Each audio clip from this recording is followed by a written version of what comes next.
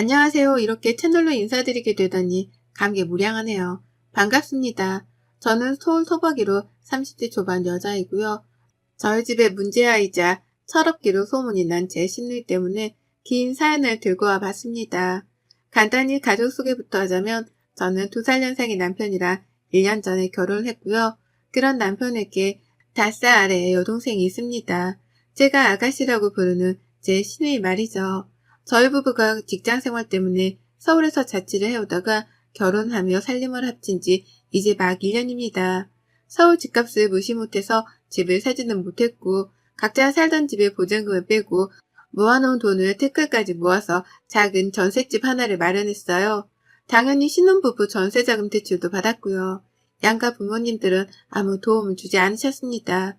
부끄럽기도 한 말이지만 양가 부모님 모두 다 노후 준비가 그리 썩 잘 되어 있질 않으세요. 천만다행히도 저희 부모님은 들어오는 연금도 센 편이고 건강하시니까 그럭저럭 큰돈 안 들인 채로 버티고 계시는데요. 시부모님의 경우에는 할 말이 없을 지경이랍니다. 남편이 다달이 시댁으로 보내주는 용돈 액수만 해도 벌써 50만 원이 되고요. 그러는 와중에 결혼하고 나서야 알았어요. 시부모님 사시는 집이 자가가 아닌 월세고 그 집에서 나오는 공과금까지도 남편이 따로 내주고 있다는 걸 말이죠. 저도 저희 부모님이 그리 잘 사시는 분들이 아니셔서 할 말은 없는 처지지만 이건 정말 너무하다 싶더라고요. 공과금이며 월 50만 원이란 용돈이며 그 돈이 저희 부부한테 절대로 적은 돈이 아니었으니까요. 이런 돈 문제만으로도 저는 결혼 1년 만에 10년은 폭삭 늙어버린 것 마냥 마음고생을 하며 사는 중이었습니다. 제가 부부 대표로 생활비 관리를 하는 입장이었는데요. 매번 시댁으로 빠져나가는 돈이 한 문큼이다 보니 한숨이 절로 나오고 덩달아 마음고생을 할 수밖에 없었던 거죠. 남편이랑 빨리 자리 잡아서 빌라이더라도 나만의 자가를 마련해보고 싶은 꿈이 있었는데요. 그랬던 꿈마저 결혼하자마자 산산조각처럼 부서져 나가버린 바람에 살짝 살 의욕을 잃기도 했답니다. 남편과의 부부 사이도 벌써 10년을 함께 산 부부인 것 마냥 조금은 소원해지기도 했고요. 아무튼 여기까지가 저 그리고 제 남편의 소개였습니다. 소개만으로도 벌써 숨이 꽉 막히는 기분이죠. 하지만 지금부터 저희 얘기를 들으신다면 더욱 큰 걱정으로 저를 바라봐 주실 겁니다. 저에게는 시부모님만큼이나 아니 오히려 더 심하다고 할 수 있는 시누이가 함께 존재하고 있었으니까요. 저하고 3살 차이가 나는 시누이는 현재 저희 신혼집에서 같이 생활하고 있답니다. 네, 아직 결혼한 지 1년밖에 안 된 신혼부부 집에 시누이가 함께 새들어 살고 있는 중이에요. 이렇게까지 되는데 참 많은 일들이 있었습니다. 남편이랑도 지지고 볶으며 논쟁을 해보고 시부모님께 회유도 당하다가 혼도 나고 욕도 먹고 참 많은 일들이 있었죠. 저희 시댁이 경기도거든요. 지하철로 왔다 갔다 하면 서울까지 오는 데에 1시간이 조금 넘게 걸리는 정도입니다. 왕복으로는 2시간이 넘을 테고요. 신우는 대학도 졸업했고 제가 알기로는 대학 시절에 교환학생도 다녀왔다고 들었어요. 본인이 유럽에 로망이 있었다면서 귀엽고 동유럽 쪽으로 판학기를 다녀왔다고 하더라고요. 제가 알기로는 시댁이 그리 여유가 있는 편도 아닌데 신우가 교환학생도 다녀왔다고 하니 뭐 대단히 장학금이라도 받고 유학을 다녀온 줄 알았습니다. 그래서 대단하고 부럽다 말을 해본 적도 있죠. 그런데 신우가 이런 제 말에 너무나 당당하게 대답을 하더라고요. 오빠가 보내준 거예요. 우리 오빠 짱! 이라고요. 네, 그때야 저도 알았습니다. 하다하다 우리 남편이 신우의 유럽 여행까지 경비를 대줬다는 걸 말이죠. 들어보니 유럽에 가서는 공부도 거의 안 하고 밖에 나가 술 마시고 친구 사귀기만 급급했던데 그 과정에서 들어가는 용돈은 전부 다 제 남편이 손금까지 해 뒷바라지를 해줬더라고요. 그렇게 오빠 등골을 뽑아 먹었으면 뭐라도 하는 게 있어야 할 텐데 신우는 대학을 졸업하고 한동안 모직 생활을 전전하다가 이제서야 겨우 아르바이트를 시작했답니다. 그것도 서울에서 말이에요. 직장을 서울에서 다니는 거라면 취직이 된 거니까 당연히 서울로 출퇴근을 하는 것에 이해를 했을 겁니다. 요즘같이 취직이 힘든 시기에 당연히 그렇게라도 출퇴근을 하는 게 맞다 생각하는 저였어요. 하지만 신우는 회사가 아닌 아르바이트, 그것도 파트타임으로 일을 하는 아르바이트를 굳이 서울에서 찾아내고는 서울로 출퇴근하기 시작했답니다. 왜냐고요? 중고등학교 동창들이 사는 자기 동네에서는 아르바이트를 하는 모습을 보이고 싶지 않고 들키면 쪽이 팔리니까 싫다고 말이에요. 그래서 최대한 친구들을 만나지 않아도 되는 땅 넓은 서울로 와서는 아르바이트를 하겠다는 거예요. 그래서 월 100만 원도 받지를 못하는 처지면서 교통비 그리고 이동 시간으로만 벌써 2시간을 잡아먹기로 한 거고요.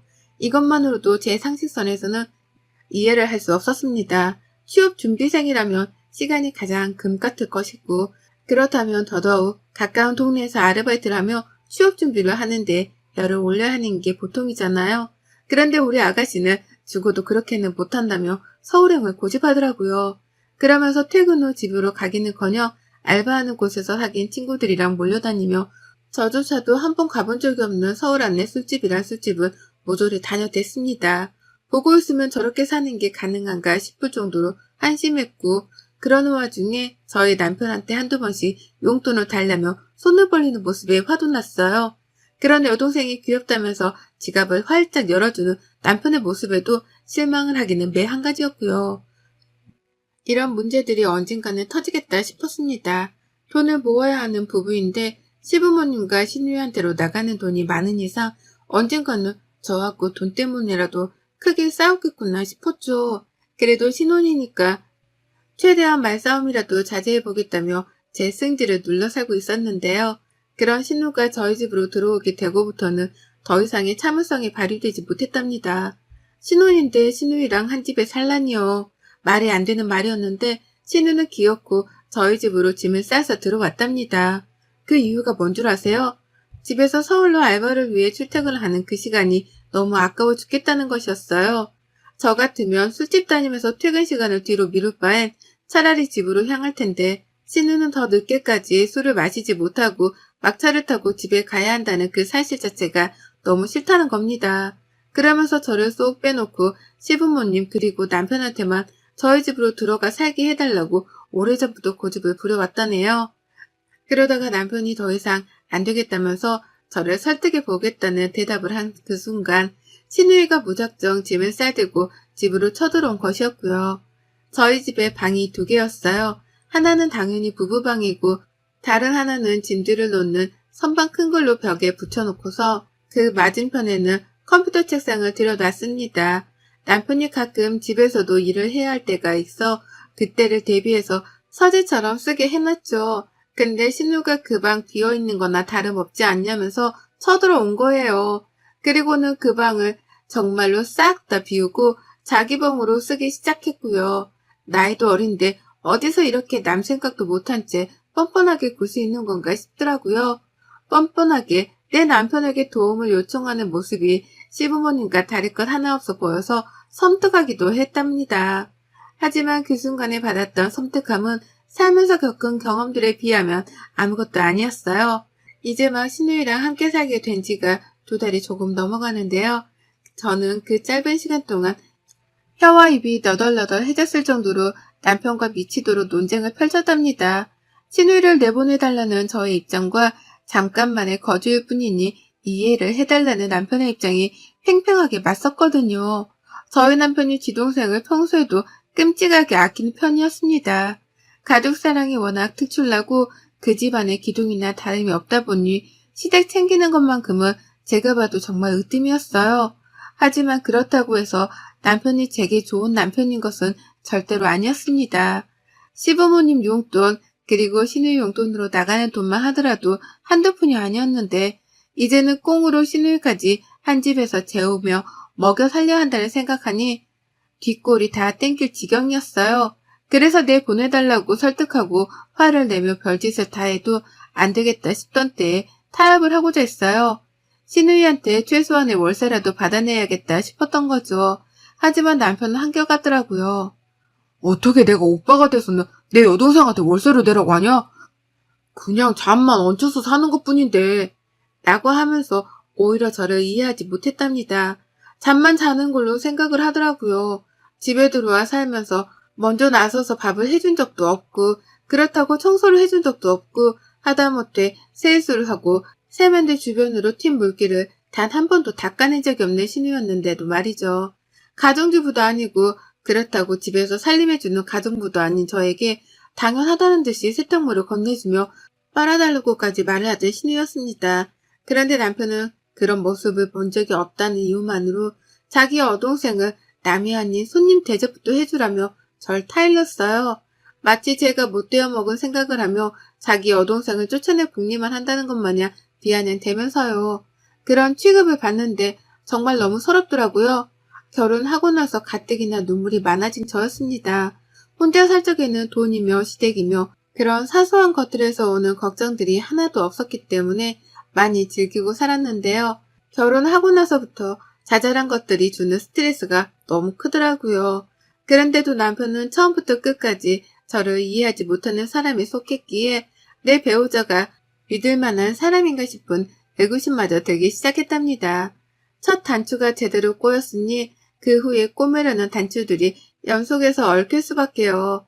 저희 부부의 관계는 시댁 식구들 때문에 딱 그런 식으로 얽히고 설키며 꼬여갔어요.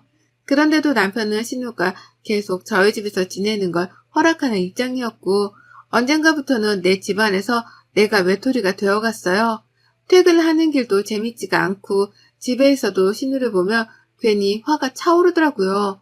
같이 TV라도 보면 신우는 손가락 발가락 하나 까딱하지 않은 채 드러누워 있으려고만 하고 그런 신우 옆에 앉아 같이 수다를 떠는 남편을 보면서 혹 신우가 남편의 마누라인가 싶은 더러운 생각도 들었답니다. 그 사이 배가 고프다며 결국 먼저 나서서 부엌으로 들어가야 했던 건 저였고 제 손으로 밥을 차려내고 나서야 신우이는 소파에서 엉덩이를 떼고 일어섰어요. 꼬울의 배는 고픈지 제가 해주는 밥을 지금껏 단 한 번도 거른 적이 없었답니다. 그런데 이보다 더 큰 문제가 또 있었어요. 바로 신우이의 그 성질머리가 대체로 늘 고약스럽고 변덕이 심하단 거였죠. 잘 지낼 때는 이렇게 조용히 지내긴 했으나 신우가 술을 왕창 마시고 들어온다거나 밖에서 무슨 안 좋은 일이라도 있는 날에는 그 히스테리를 집에서 부리느라 난리였습니다. 남의 집에 얹혀 사는 주제에 지 승질머리를 다 부려가면서 한 번은 제게 소리를 지르더라고요. 아, 내 방에 들어왔었어요? 라고 하면서요. 저는 그 당시 애도 안 낳았는데 제가 무슨 사춘기 자식이라도 키우는 줄 알았습니다. 내 집이고 내 방이기도 한 신우방에 들어가서 청소기 하나 민 걸 가지고는 의자 방향이 달라 보인다면서 제게 따져 묻더라고요. 왜 남의 방에 함부로 들어가냐면서요. 보다 못했는지 남편이 나서더라고요. 소리 그만 지르고 배달음식 먹고 화풀 나면서 신우를 달래주겠다고 또 돈을 쓰려 했답니다. 그러면 신우는 대화가 안 통한다며 자기 혼자 더 소리를 지르다 획 하고 집을 나가버렸어요. 네, 다 큰 성인이 그냥 그러고 지 혼자 토라져 집을 나가버리는 황당한 상황이 연출된 거죠. 그러면 남편은 그런 신우를 잡겠다고 따라 나섰다가 무시했다가 또 전화를 했다가 결국 용돈을 주겠다는 말을 하고 나서야 신우를 데려올 수 있었답니다. 신우가 용돈을 주겠다는 남편의 말에 화가 풀려서는 집으로 기어 들어왔거든요. 옆에서 이런 남매의 모습을 지켜보며 정말 머리가 빙 도는 줄 알았네요. 뭐 이런 것들이 다 있나 싶어서 말이죠. 내일 모레 서른인 아가씨가 화를 내며 내 집에서 내 집을 뛰쳐나가는 것도 황당해 죽겠는데 그런 신우의 화를 풀어준다며 회유하고 달래다 급기야 용돈을 준다는 말로 회유를 하는 남편이라니. 제가 어디서부터 어디까지 이해를 해야 하나 싶은데 더 화가 났던 것은 바로 그 용돈에 있었어요. 남편이 주겠다고 한 그 용돈을 감히 저희 부부 생활비에서 빼다 준 겁니다. 집이 자가도 아니고 현재 전세자금 대출도 걸려있고 앞으로 가정을 일구려며 모으고 벌어야 할 돈이 산더미 같은데 답도 없는 인생을 사는 신우이의 기분 하나를 풀어주겠다며 우리 생활비를 쪼개다가 가져다 준 거예요. 황당히 말도 안 나오는 이 답답한 상황이 지난 2달이 넘는 시간 동안 무려 4번이나 반복이 되었습니다.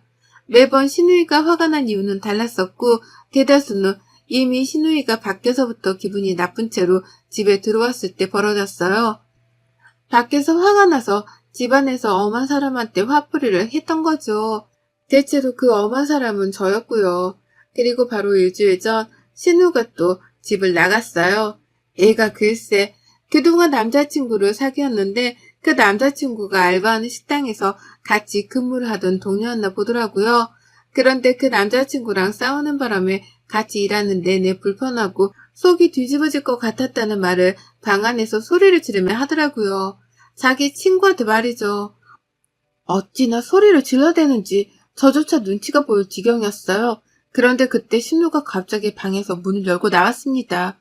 방문 여는 소리가 너무 갑작스러워 제가 부엌에서 뒤돌아 정수기 물을 뜯어 말고 깜짝 놀라서 그만 컵을 떨어뜨리고 말았어요. 물은 사방으로 튀기고 흘렀고 제 양말은 이미 다 젖었답니다. 이 상황에서 여러분들은 어떻게 하실 건가요? 당장에 괜찮냐며 물어봐야 하는 게 먼저이지 않나요? 적어도 우리 남편 때문에 얽힌 가족이라면 말이죠. 그런데 신우는 이렇게 말했답니다. 지금까지 내 얘기 엿듣고 있었어요? 왜 엿들었어요? 집이 코딱지만 해서 아무리 대화가 잘 들린다고 하지만 너무 애위 없는 거 아니에요? 라고요. 그러니까 신우는 지금까지 밖에서 지 남친이랑 싸우고 들어올 때마다 저희한테 화풀이를 하고 집을 나간 것 같은데 생각할수록 분했습니다. 남의 집에 멋대로 쳐들어와 얹혀 사는 걸로도 이미 충분히 화가 날 수밖에 없는 상황이었는데 집주인 눈치를 보며 잘 지낼 생각을 하기는커녕 지 성질을 있는 그대로 표출하다니요. 그것도 아직 다 친하지도 않은 저한테 말입니다. 내가 얼마나 만만했으면 이러나 싶기도 하고 지 오빠를 얼마나 우습게 여기면 오빠가 옆에 있는데도 저한테 소리를 지를 생각을 했을까 싶더군요. 그래서 남편을 쳐다봤어요. 어떻게 반응을 하는지 보려고요. 제 남편은 소리치는 신우를 말리겠다며 바로 저희가 있는 부엌으로 오긴 했습니다. 옆에 와 서 있긴 했어요. 그런데 아무런 말을 하지 않았습니다. 상황을 파악하고 말고 따질 것도 없었는데 그 와중에 신우가 왜 화가 나는지를 파악하겠다면서 팔짱을 끼고 신우 말을 귀 기울여 듣더라고요. 거기에서 제가 1차로 열받았고요. 두 번째로는 이내 입을 연 남편의 말 때문이었습니다.